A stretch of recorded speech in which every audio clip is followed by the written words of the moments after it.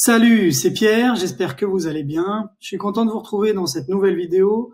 Aujourd'hui, je vais vous montrer 7 nouveautés qui sont apparues sur Excel en 2023, mais qu'il est bon de rappeler en 2024 car elles vont vous permettre de vraiment faire la différence et de vous aider à développer votre productivité. Si vous souhaitez vous perfectionner sur Excel, vous pouvez visiter mon blog exceler.fr, le lien est dans la description.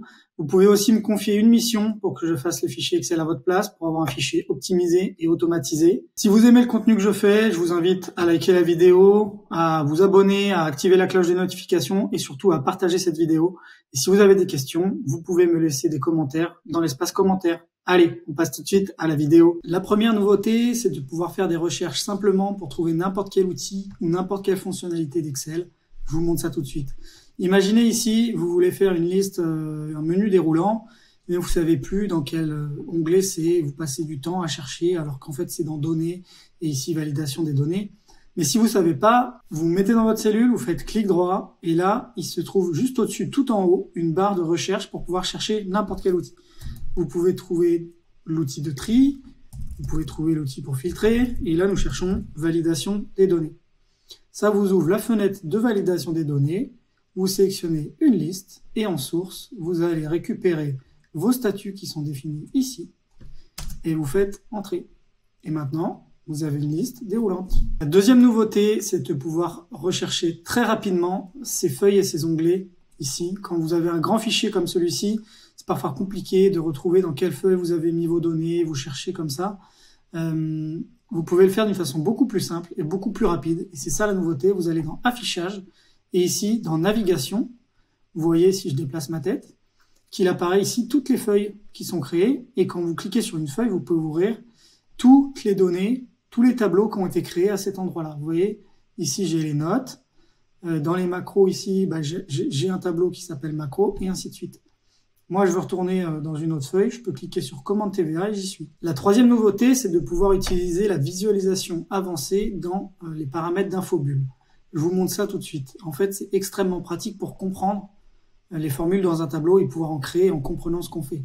Vous voyez ici, j'ai une formule. Quand vous cliquez dessus, voilà, anciennement, vous aviez le détail, vous cliquez ici et vous avez la fiche d'aide pour la fonction ci. Maintenant, ça va un peu plus loin. En fait, il va afficher en temps réel le résultat qu'il trouve par rapport au test, par rapport à la formule que vous avez et les différents arguments de la formule qu'on voit ici.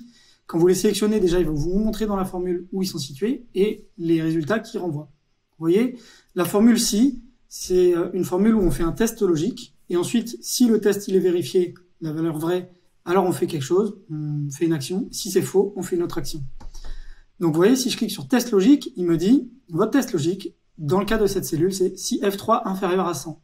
Il me le met en surbrillance et il me dit, votre test logique, il est faux. Parce que F3, c'est 197 et c'est pas inférieur à 100.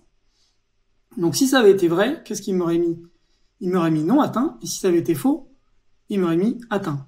Donc là, comme le test logique, il renvoie la valeur faux, parce que je peux vérifier ici que F23, c'est 197. Vous voyez, si je clique dessus, c'est pas inférieur, mais c'est bien supérieur à 100, donc c'est faux.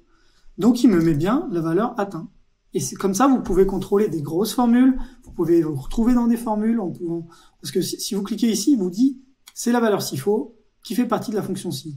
Donc ça vous permet de bien comprendre les fonctions en place dans un fichier et surtout de pouvoir, quand vous les créez, ne pas vous perdre et pouvoir retrouver où vous êtes dans la création de vos fonctions. La quatrième nouveauté, c'est de pouvoir utiliser le raccourci pour copier et coller des valeurs. Je vous montre ça tout de suite. Pour copier des données, vous faites CTRL-C, le raccourci, et si vous les collez ici, CTRL-V. Et là, vous voyez, il a copié la valeur, il a copié la formule, le format et tout ce qui compose en fait cette cellule. Vous voyez, la formule s'est déplacée. Mais si je voulais en fait conserver uniquement le résultat, quand je copie, il faut qu'ici je fasse clic droit, que j'aille dans collage spécial et que je prenne valeur ici. Vous voyez, et là il a bien repris uniquement la valeur. Même si je change ici quelque chose, il m'a juste reproduit la valeur de l'ancienne cellule. Cette action, vous pouvez la faire beaucoup plus rapidement en faisant CTRL-C pour copier. Et maintenant, pour coller, vous ne faites pas seulement CTRL-V, mais CTRL-MAJ-V. Et là, vous collez uniquement les valeurs. Vous voyez, il n'y a plus de reprise de la formule, il n'y a plus de reprise du format, et ça, c'est super pratique. C'est pratique dans un tableau, mais quand vous voulez aussi copier des valeurs d'une page web ou d'un PDF. Je vous montre. Vous voyez ici, on est sur Wikipédia. On va prendre les actualités. Voilà, on va prendre ça au hasard. Si je copie ces données et que je les colle dans Excel, juste avec le CTRL-V, voilà ce qui se passe. Et ça me plaît pas parce qu'il importe la photo, parce qu'il met du gras, parce qu'il met les liens, parce qu'il met de la couleur, il met en forme les cellules, enfin voilà. Moi, ça me plaît pas. Donc à la place, je fais CTRL-V, et là, il me colle uniquement les données, sans format, sans lien, sans rien, sans la photo. Et ça, c'est super pratique quand on veut récupérer des données d'une page web, d'un PDF ou d'un autre. Une autre nouveauté, c'est de pouvoir utiliser la couleur sous son format de codage hexadécimal. Je vous explique comment ça fonctionne. Quand vous récupérez une couleur sur une page internet ou sur un autre document, il y a le codage le plus précis, c'est le codage en hexadécimal. Il se présente avec un code de 6 caractères avec devant un hashtag. Et en fait, maintenant, dans Excel, vous pouvez choisir une couleur en remettant ce code hexadécimal. Par exemple, là, vous êtes sur le site excelé.fr, que je vous invite à aller voir si vous voulez découvrir des astuces et apprendre des choses sur Excel et développer vos compétences. Si je veux récupérer la couleur ici, qui se trouve ici, vous voyez le vert ici, par exemple, vous voyez que j'ai le code 26, donc 26 83 73.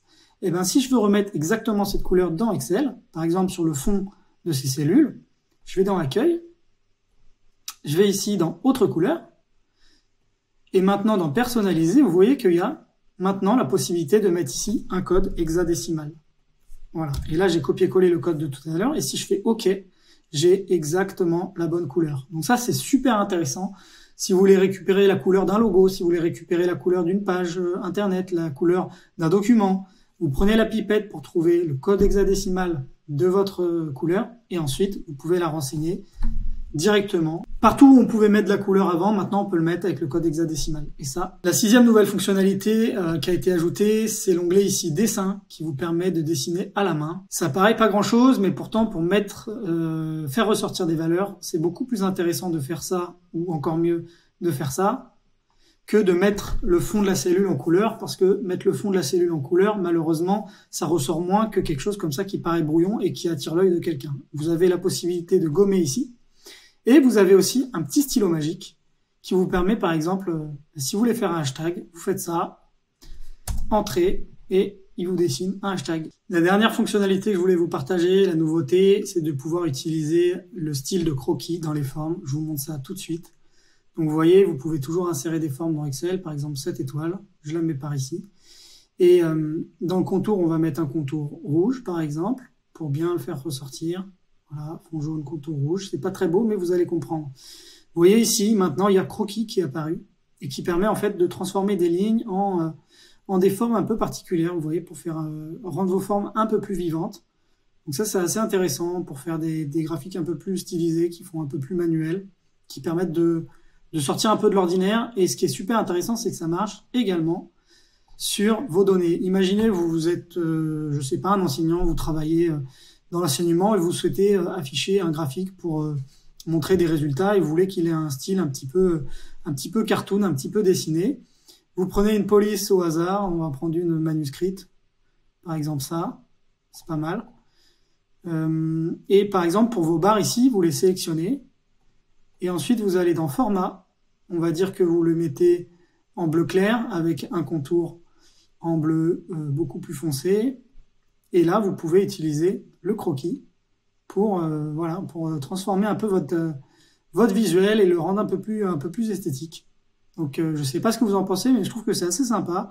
Si vous utilisez tout ce format-là dans une page, vous mettez toutes vos formes avec un effet un peu de croquis, ça rend un effet très très très sympa dans vos présentations. Donc voilà, si vous voulez Voilà, j'espère que cette vidéo vous a plu. Si c'est le cas, je vous invite à liker, à la partager, à vous abonner, à activer la cloche des notifications pour recevoir tout le contenu que je peux faire de ce style-là. Si vous avez des questions, vous pouvez me les poser en commentaire, ça sera un vrai plaisir de vous y répondre.